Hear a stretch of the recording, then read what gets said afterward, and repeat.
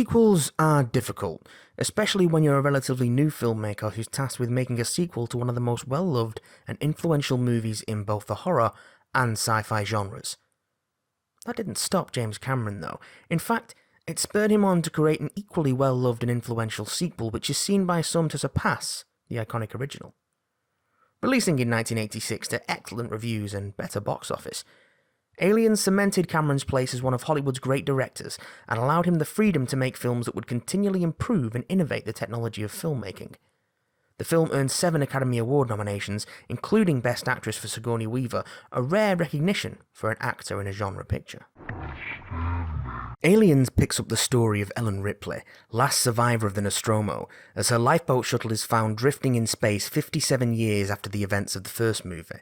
Returning to an Earth she no longer knows, her family gone and her encounter with the alien dismissed as a fabrication, Ripley struggles to start over. In the intervening years, a colony has been established on LV-426, and after a family out on a survey mission stumble across the same derelict ship as the crew of the Nostromo nearly 60 years earlier, the alien is once again unleashed.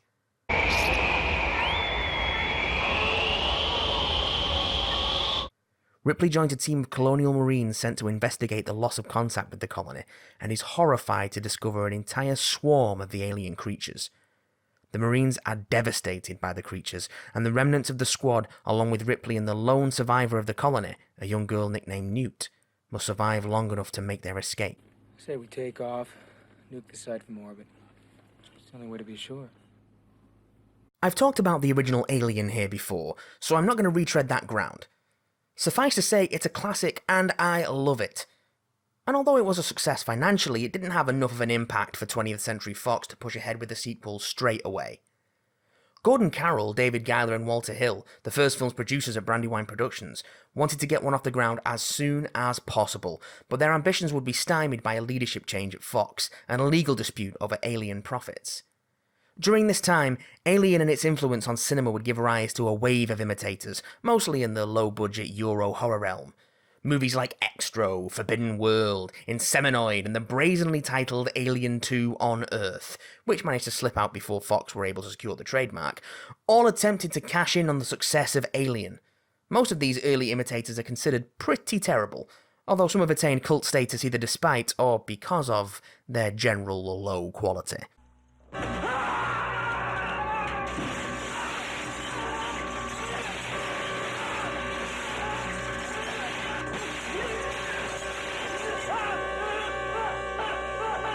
Guess you don't like the cornbread either. It would be 1983 before new executives at Fox and the settlement of the lawsuit between them and Brandywine would allow any forward motion on a sequel. The producers came across the script for The Terminator, and they approached James Cameron to make what was then Alien 2. Cameron was a fan of the original Alien and so jumped at the chance to continue the story. The deal hinged on the success of The Terminator, and we all know how that went, so Cameron and producer partner Gale Ann Hurd were greenlit for the project. We're in the pipe, 5 by 5. However, Cameron and Hurd were both relatively inexperienced, and the deadline from Fox combined with the decent but not lavish $18 million budget would put the pressure on. Tensions would run high between Cameron and the British crew, who didn't think Cameron had the experience to follow up Ridley Scott's classic, which many of them had worked on.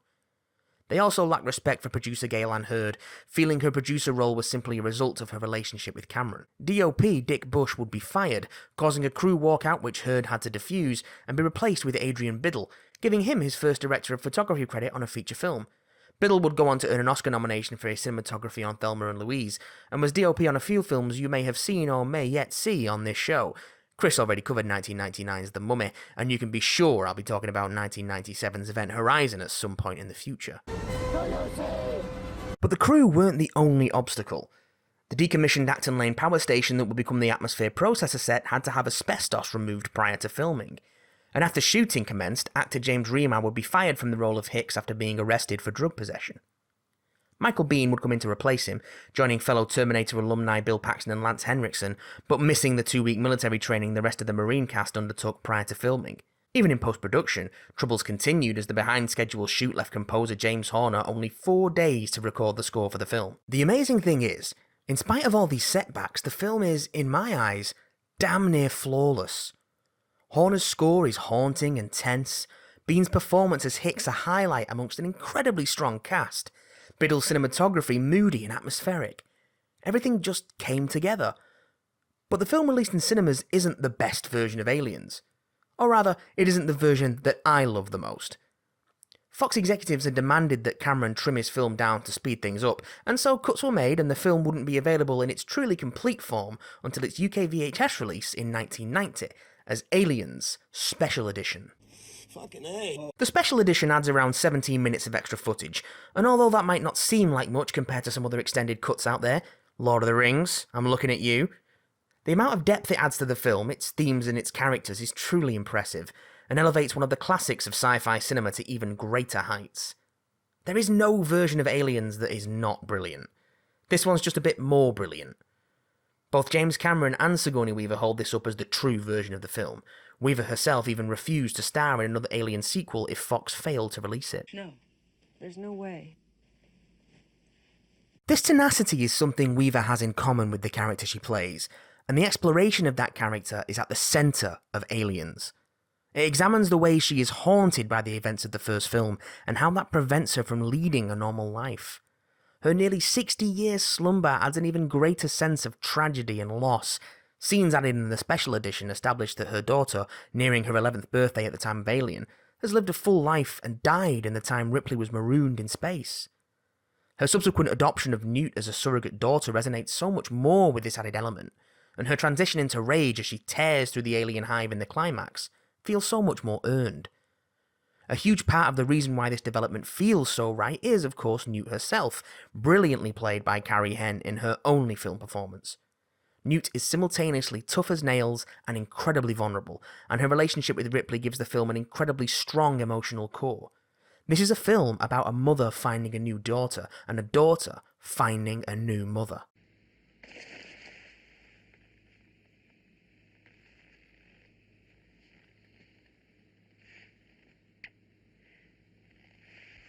This might take you by surprise, especially if you've gone into Aliens expecting an action movie focused on spectacle and cheap thrills, especially with the famous tagline, "This time, it's war."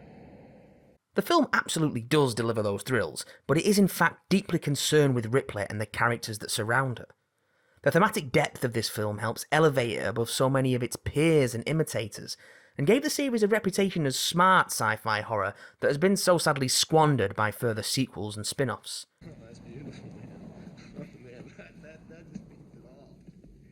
Books have been written about the themes this film explores. America's anxiety around its defeat in the Vietnam War, motherhood, corporate culture and its greed destroying the family unit. There's so much here, layered beneath the creatures and cool guns and quotable dialogue. I'd like to keep this handy for close encounters. Not only does it help give the movie weight, it also makes the universe of the film feel so much more broad and realised. Whoopie fucking do. Hey, I'm impressed. The so-called Space Marine has been a staple of sci-fi for decades, but Aliens gives us an example of the trope that is now deeply embedded in pop culture.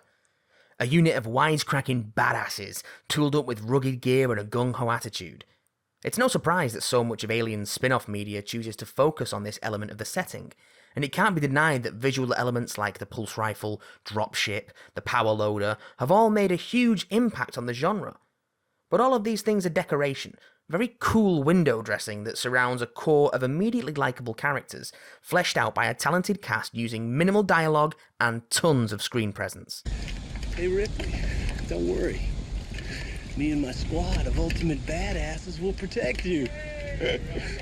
The standout here is Michael Bean's Hicks, who eschews macho stereotypes in favour of a thoughtful, almost gentle character who is reluctant to take command but exudes leadership and seldom loses his composure, even in the face of impossible odds. Yeah, that's right. Hicks builds a relationship with Ripley based on a mutual respect, constantly drawing on her experience for guidance and ceding control when he feels she would be better suited for it. In recognising the bond that develops between Newt and Ripley, and supporting and protecting it, he becomes the surrogate father of this makeshift family unit. Dwayne. It's Dwayne. Ellen. Don't be gone wrong, Ellen. The other core Marine characters are also instantly memorable and wonderful to watch. Jeanette Goldstein's Vasquez inspired a dynasty of no-nonsense warrior women, and her interplay with Mark Rolston's Stony Drake is a huge part of the feeling of camaraderie that is woven between the Marine characters. Bill Paxton's Hudson, a loyal but terrified soldier who hides his fear behind snarky bluster, is lovable and layered, and also has great interplay with Vasquez. Hey, Vasquez. Have you ever been mistaken for a man? No. Have you? Oh, Vasquez. You're just too bad.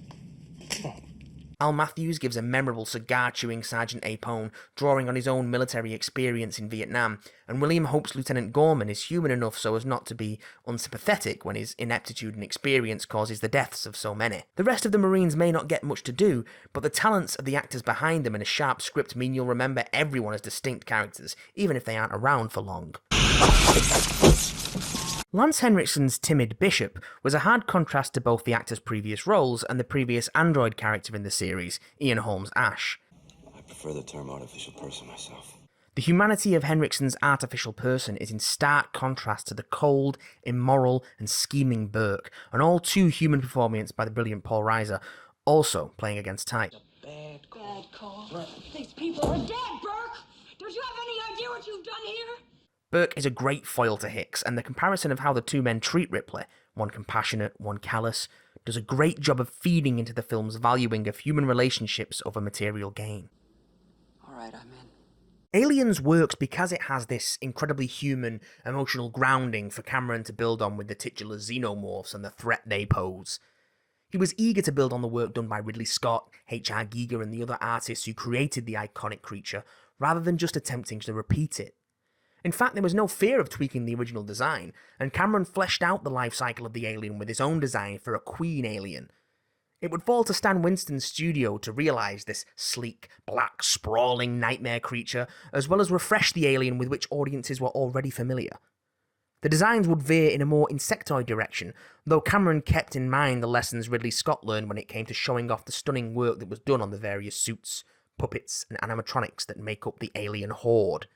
Although we see far more of the aliens in this than the original, as one might expect, the creatures are still often seen in brief glimpses, obscured or shadowed.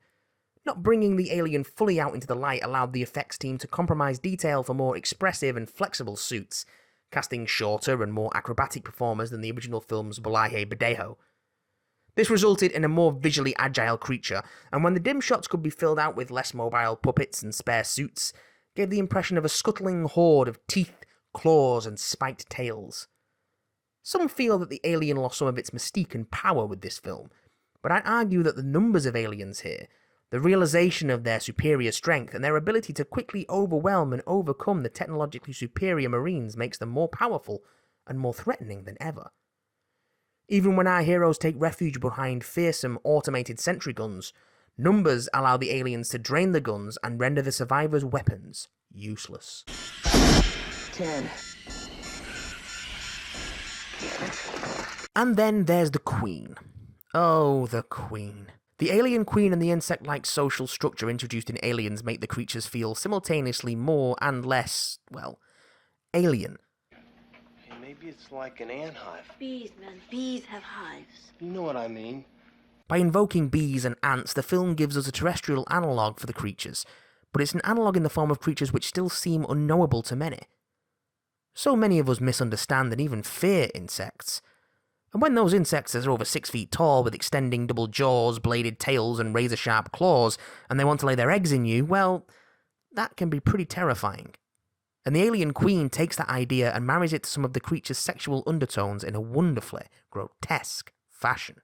The alien queen is a beautiful creature. Sleek and silvery black, gargantuan in size and impossibly strong, she is protective motherhood personified. And after her nest is defiled, she embarks on a quest for revenge with the same fury as Ripley. Every terrifying aspect of the standard xenomorph is kicked into overdrive, and from her fittingly majestic reveal to her narrow defeat, her presence is keenly felt. A triumph of practical effects design and execution, the Queen is a fitting climax to the steady escalation that gives Aliens its relentless build of tension. The final confrontation between Ripley and the power loader and the alien Queen is an iconic sci-fi moment, one that's been parodied and homaged many times in the decades since. It's such a satisfying conclusion to the audience and for the character of Ripley herself, defeating the demons that have haunted her face to face. Get away from her, you bitch! James Cameron once quoted a friend of his describing Aliens as 40 miles of bad road. It is an intense ride that resonates thanks to its character-led, emotional foundation. A true masterpiece of sci-fi that offers as much spectacle and thrills as it does atmosphere and thematic depth. A sequel that absolutely stands up to and in some ways surpasses its legendary predecessor. It was an early step on James Cameron's ladder of hugely influential and successful films, and it's one of my all-time favourites. There are not enough synonyms to appropriately convey how good I think this film is, and to continue to cite all the things I love about it would be a poor substitute for you taking yourself off to watch it as soon as this video finishes. Aliens. It's just that damn good. All right. And that's it for this episode of Big Damn Love. Let us know how you feel about Aliens in the comments, or get us on Twitter at BigDamnCast. Keep your ear out for the Big Damn Cast every Thursday, wherever you grab your podcasts from, and come back here in 2 weeks for more Big Damn Love. And finally, if you like the show and want to support us, you can do that by heading over to patreon.com/BigDamnCast. Thanks for watching. That's great. That's just fucking great, man. Now what the fuck are we supposed to do?